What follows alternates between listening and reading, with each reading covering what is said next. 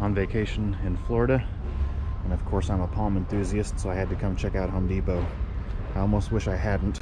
It is so easy to buy palms in Florida. There's queens, there's foxtail palms, robelenii, bottle palms, big birds of paradise, adenitii. Drives me crazy. Wish I could take these all home with me. So we got an Airbnb just outside of Orlando. There's lots of great palms here. Queens, there's a Livistona, more queens. There's a Phoenix, is that a Sylvestris maybe? Look at all these Phoenix robelenii. That's where Phoenix robelenii look great, when you have a whole bunch of them all together in all those clusters.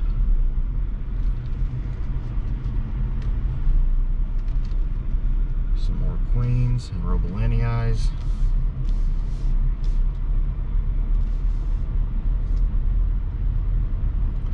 Birds of paradise. There's a small Livistona on the right there. There's some Livistonas that are getting kind of tall. I don't know that much about a lot of different palm trees, and at first I thought those were just some really good looking sables. I thought, man, I can't believe there are sables that look that good. I had no idea.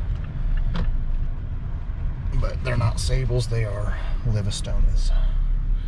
This is the house we're staying at. There's a good stand of robelenii, but well, I could not help myself. Inside, there's even more palms, smaller ones. The Syagris was only 20 bucks, and it's 5.5 foot tall, or more. That's taller than I am, I think. So we're gonna box it up and take it home on the plane. Actually, I got 2 of them. The other one's already boxed up. Go look at it in here.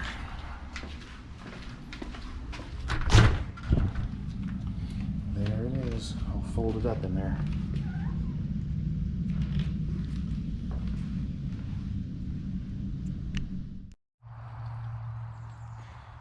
Well, it was 95 degrees or something when I left Florida. Back in Washington now, it's like 55 degrees, nice and cloudy, a little bit of mist going on. So I ended up getting 3 of these queens. This is the 3rd guy. This one was small enough I could box up and put it into my luggage. And I checked all the regulations before I did this. There's no problem flying live plants, flying palm trees out of Florida, so time to unbox it.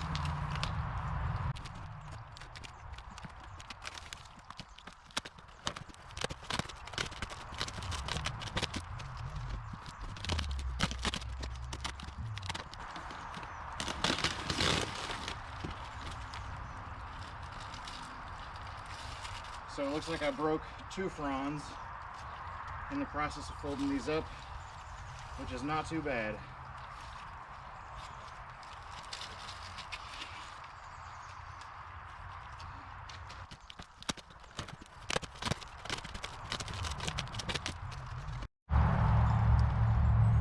All right, I moved the queens into some bigger pots so their roots can grow a little bit, and they're gonna stay in pots for a couple of years.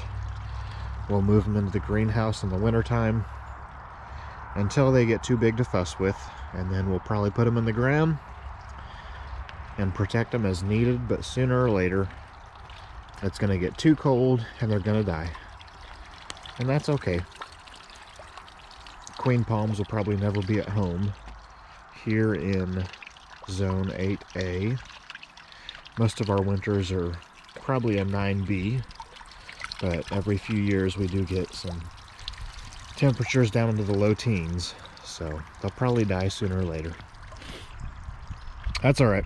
They were $20 a piece plus 40 bucks to ship and another $10 worth of materials to box them up and stuff, so that's probably, what is that, $36 a piece.